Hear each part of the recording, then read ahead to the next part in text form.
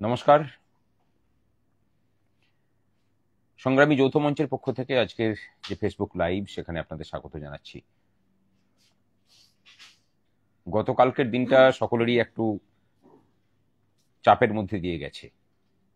সরকার পক্ষ যখন মহামান্য আদালতের কাছে বিভিন্ন ধরনের গোল গোল তথ্য পরিবেশন করে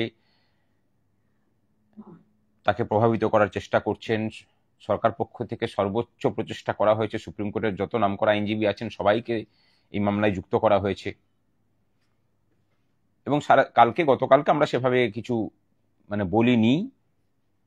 আমাদের গোপাল স্যার সামান্য একটু সময় বলেছিলেন, আমাদের জন্য আজকের দিনটা ধার্য ছিল। একটা জিনিস বেশ লক্ষ্য করতে পারছিলাম যে গতকালকে শুনানির পরে আমাদের কর্মচারী পেনশনারদের একটা বড় অংশ ভেবেই নিয়েছিলেন যে মাননীয় সুপ্রিম কোর্ট বোধহয় সরকার পক্ষের আইনজীবীদের দ্বারাই প্রভাবিত হয়ে গেলেন। আজকে আমাদের পক্ষ থেকে বক্তব্য রাখার শুরু হয়। তার আগে একটা কথা বলি যে এই মামলা কিন্তু বিগত 3 বছর ধরে সুপ্রিম কোর্টে চলছিল। আমরা যুক্ত হয়েছিলাম মার্চ মাসে। আমরা প্রথম থেকেই বলে এসেছি যে কারো প্রতিদ্বন্দ্বী হিসেবে নয়, বরং যারা মামলাকারী সংগঠন আছে তারা অসীম পরিশ্রম করেছেন, প্রচুর ত্যাগ স্বীকার করেই মামলা চালিয়ে নিয়ে গেছেন। তাদের হাত শক্ত করতে ঢুকছি। অনেকে বিশ্বাস করেছেন, অনেকে করেননি। এমনকি অনেকের কাছ থেকে বিরোধিতাও এসেছে, আমরা নাকি কথা বলার সুযোগ পাবো না। আজকে কর্মচারী পক্ষের যে বক্তব্য, সেই বক্তব্য কিন্তু আমাদের মাননীয় আইনজীবী, আন্তর্জাতিক খ্যাতিসম্পন্ন গোপাল সুব্রমণিয়াম স্যারই লিড করেছেন এবং আপনারা দেখেছেন সেই সওয়াল। আমার কথা, এটা একটা ইতিহাস, অসাধারণ বললেও কম বলা হয়। এবং সরকার পক্ষের প্রত্যেকটা বক্তব্যকে একদম ধরে ধরে ধরে ধরে খণ্ডন করা শুধু নয়, তাকে প্রতিষ্ঠা করা আমাদের যুক্তিকে, সেই কাজটা উনি করেছেন। তারপরে মাননীয় বিকাশবাবু, যার কথা না বললে এই মামলাকে পুরো অস্বীকার করা হবে, উনি না থাকলে পরে কর্মচারীরা এই সুপ্রিম কোর্ট পর্যন্ত আসতেই পারতেন না। পাটোয়ারিয়া স্যার কর্মচারী পরিষদের হয়ে আছেন, বিকাশবাবু আছেন কনফেডারেশনের হয়ে। এরা মূল মামলাকারী, দীর্ঘ 10 বছর ধরে লড়াই করছেন।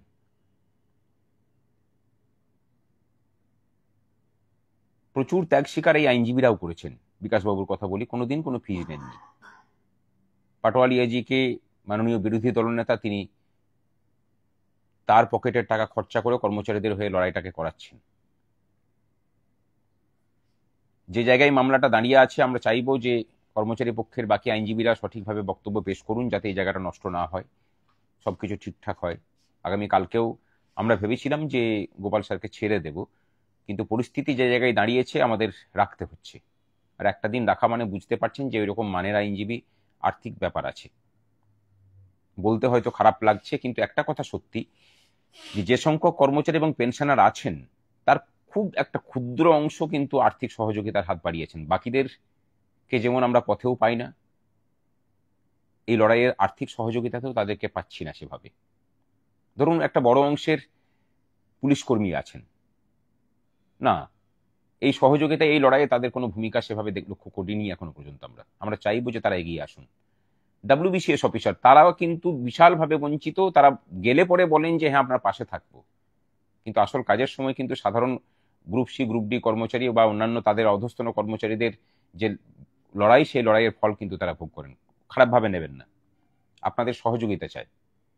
মাননীয় ডাক্তারবাবুরা আছেন, যারা অন্তত আর্থিক সহযোগিতাটা করে এই লড়াইটাকে সহযোগিতা করতে পারতেন, কিন্তু সেই প্রচেষ্টা আপনাদের কাছ থেকে এখনো পর্যন্ত আমরা পাইনি।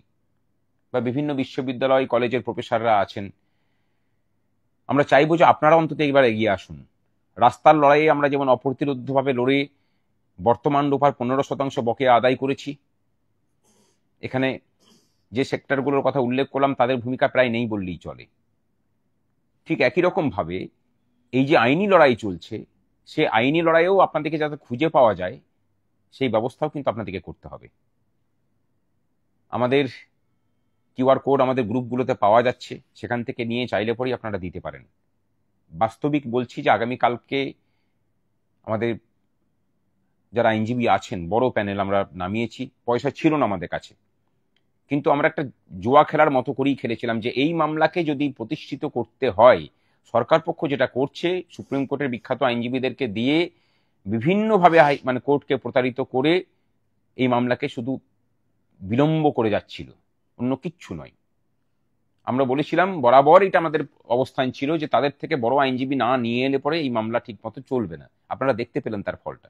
সোমবার থেকে দাঁড়িয়েছেন, এই মামলা সোমবার, মঙ্গলবার, বুধবার, আগামীকালকেও শুনানি হবে। এবং আরো একটা বিষয়, বিগত 3 বছর ধরে এই মামলা ছেড়ে বাকি মামলা শুনানি হচ্ছিল, আর এখন সমস্ত মামলা ছেড়ে এই মামলার শুনানি হচ্ছে। একজন আইনজীবীর প্রভাব কিরকম হয় আজকে সেটা সকলেই দেখেছেন। লড়াইটা আমরা যেভাবে বলেছিলাম, যে স্ট্র্যাটেজিতে গিয়েছি সেই স্ট্র্যাটেজিতেই নিয়ে গেছি। ফল আমাদের হাতে নেই, কিন্তু একটা কথা বলতে পারি যে কর্মচারীদের পক্ষ হয়ে যে লড়াইটা চলছে, সমস্ত কর্মচারীর পক্ষই তাদের সেরা প্রচেষ্টাটা করছেন। এরপরে আর কিছু করার নেই, এরপর বাকিটা বিচার ব্যবস্থার উপর আমাদের নির্ভর করে থাকতে হবে। আমরা নেগেটিভ ভাবছি না, সমস্তটাই পজিটিভ ভাবছি। আগামীকালকেও গোপাল স্যার উপস্থিত থাকবেন, আমরা ব্রিফ করছি, আশা করি সবটাই ভালো হবে। এত লড়াই বৃথা যেতে পারে না, কিন্তু রায় আমাদের পক্ষে আসার পরেও কিন্তু নতুন লড়াই শুরু হবে। সুপ্রিম কোর্ট রায় দিল মানে অধিকার পাওয়া নয়। কর্মচারীদের বলবো, সমস্ত স্তরের কর্মচারীদের এবার কিন্তু পথে নামার এবং গায়ে ধুলো কাদার মাখার প্রস্তুতি নিয়ে নামতে হবে। এই সরকারটাকে জব্দ করেই যদি রায় আমাদের পক্ষে আসে, যেভাবে আদালত কক্ষের ভিতরে জব্দ করে রাইট আমাদের পক্ষে নিয়ে আসা হচ্ছে, ঠিক একই রকম ভাবে রাস্তার আন্দোলনটাকেও কিন্তু সেই পরিণতিতেই নিয়ে যেতে হবে।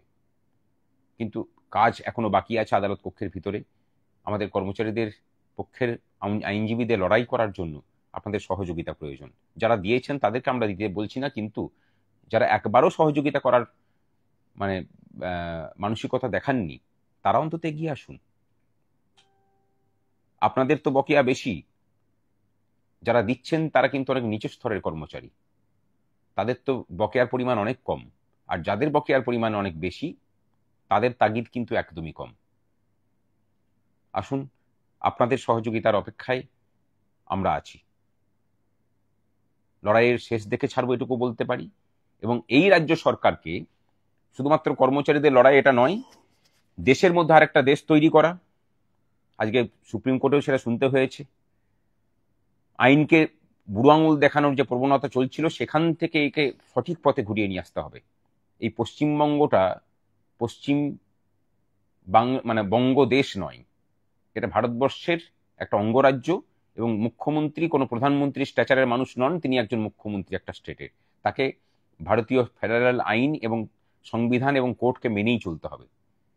এটাকে পথে নিয়ে আসি, কর্মচারীদেরকেই দায়িত্ব নিতে হবে।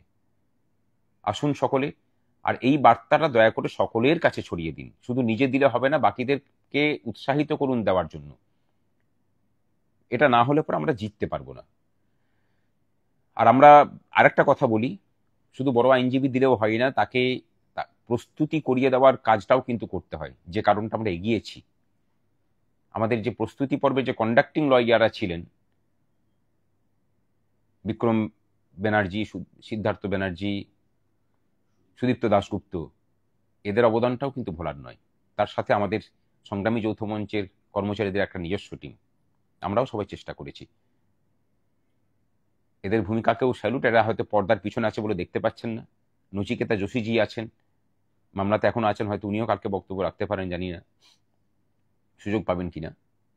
কিন্তু যে প্যানেল আমরা নামিয়েছি সেটা দেখতেই পেয়েছেন তার কার্যকারিতা। দেখা হবে আবার আগামীকাল, আশা করি শেষ শুনানি হবে এবং খুব তাড়াতাড়ি রায় বেরোবে। অধিকার অর্জন হলে, একটা স্তর যদি অধিকার অর্জন করে নিতে পারে, সেটা এই রাজ্যের বঞ্চিত মানুষের সমস্ত স্তরের জন্য দরজা খুলে যায়। সেই চেষ্টাটাই করি, চলুন।